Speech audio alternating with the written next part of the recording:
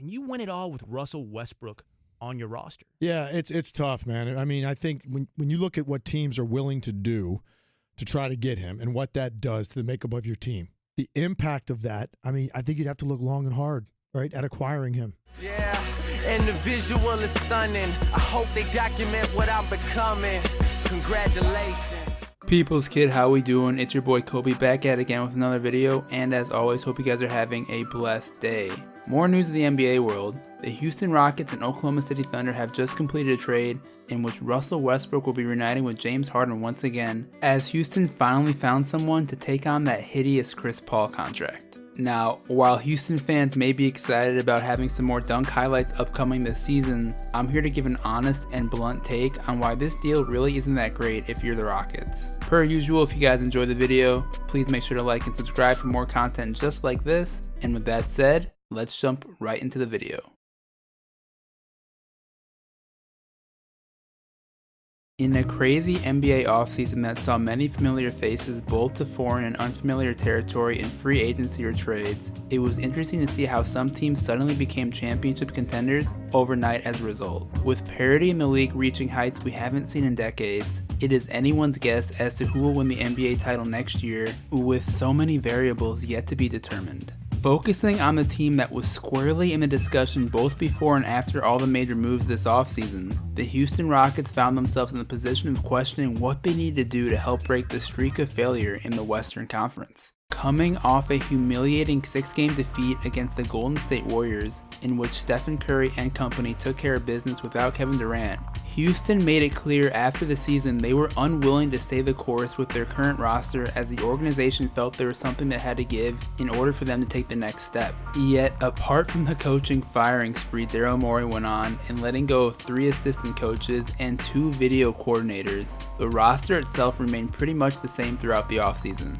Of course, there were rumblings of them making a move, but it didn't seem like there would be an opportunity, with the majority of free agents already making their momentous decisions on where they would continue their career next. And while reports surfaced of a Chris Paul-James Harden squabble that was beyond the point of fixing, the wet ink on Paul's 4-year, $160 million contract that still had 3 years remaining spooked pretty much any NBA team of taking Paul in, with the bloated price tag they would have to pay to get him. Around a week ago though, all that changed after one franchise decided it was their moment to shine. Because in a move that will absolutely go down as one of the most shocking trades in NBA history, the LA Clippers pulled out all the stops in acquiring Paul George from the Oklahoma City Thunder in exchange for an unprecedented draft pick package that will potentially set OKC up for a powerful rebuild in the next half decade or so. Yet, as George's departure also marked the end of a true opportunity for OKC to win now with only Russell Westbrook at the helm, it became clear both Westbrook and the Thunder would mutually agree to part ways and find a scenario that would be beneficial to both in him leaving.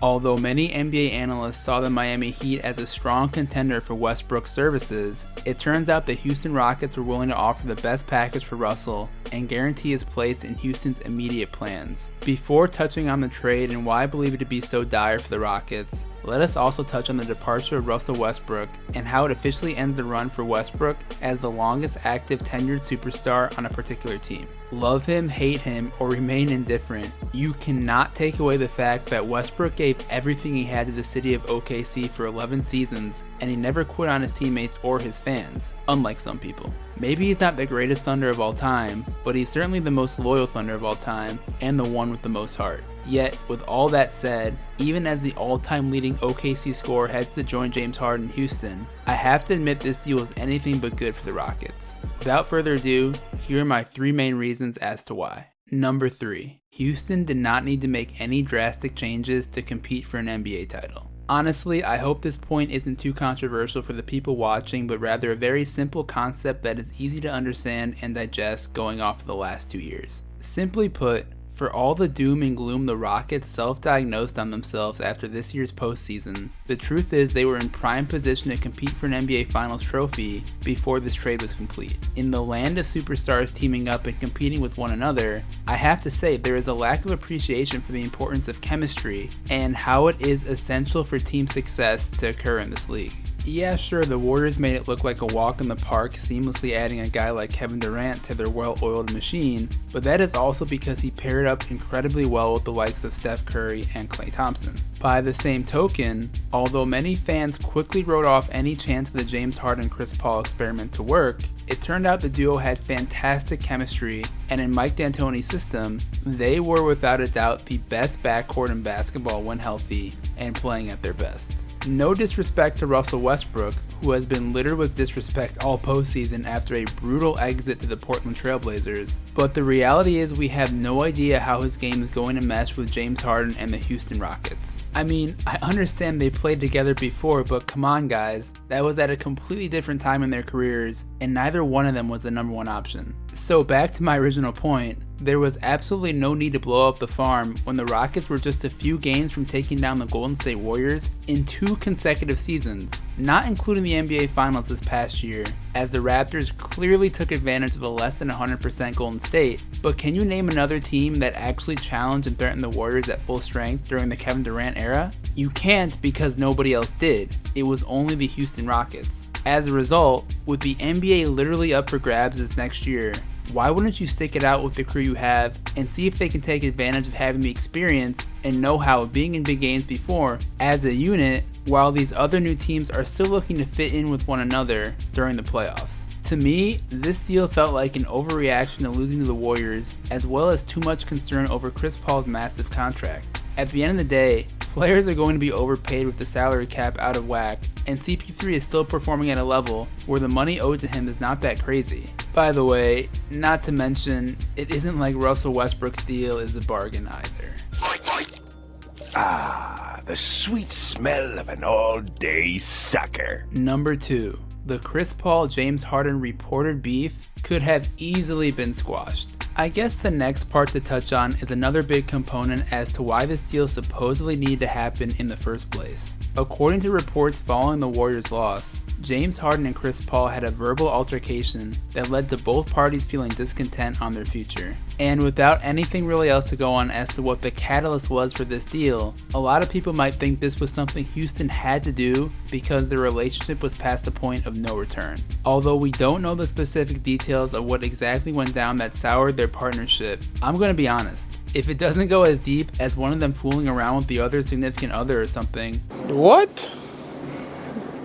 Bro, what are you talking about, man? There is always an opportunity to mend fences and move past whatever was bothering them in the first place. Remember guys, NBA players are some of the most egotistical people on the entire planet, and when things are going on in the heat of the moment, the pride they feel leads them to say and do impulsive things that they may honestly come to regret down the road. When you look at former beefs of teammates in the past, whether you call out Shaq and Kobe or LeBron and Kyrie, the issue at hand was never that significant to begin with beyond ego bruising, and winning really was the solution that worked best every time. Even prior to the Lakers eventually shipping Shaq to Miami back in 2004, there were so many reported instances of both Kobe and Shaq not being able to stand one another, but they made it work because they had incredible on-court chemistry that led to multiple titles. There was no need to make this CP3 trade due to any issues between Harden and Paul, and if that was really what made this deal go down, then I have to take back a bit of praise I gave to Daryl Morey for building up this Rockets team into a contender. Number 1, the Rockets traded an aging point guard for another aging point guard. Before people come at me in the comments trying to tell me that Russell Westbrook is 3 years younger than Chris Paul and that there is a significant talent upgrade by completing this trade, please let us remember the style in which each of these players play. As Westbrook relies significantly more on his athleticism and explosiveness to gain an advantage on his opponents, it is a fair claim to say his decline should be far more aligned with the loss of these two physical traits. On the other hand, the secret to Chris Paul's sustained excellence as a premier point guard in this league well into his 30s has everything to do with his basketball IQ and uncanny ability to control the pace of his team's play without really forcing the issue. Now, I'm not saying Westbrook is going to break down as soon as he suits up for Houston on opening day, but it's not like his best days are ahead of him. In fact, you really don't even have to go beyond surface level stats to see he is already on the decline. If we go back to the 2016-2017 season in which the Russ Harden MVP debate was the talk of the town,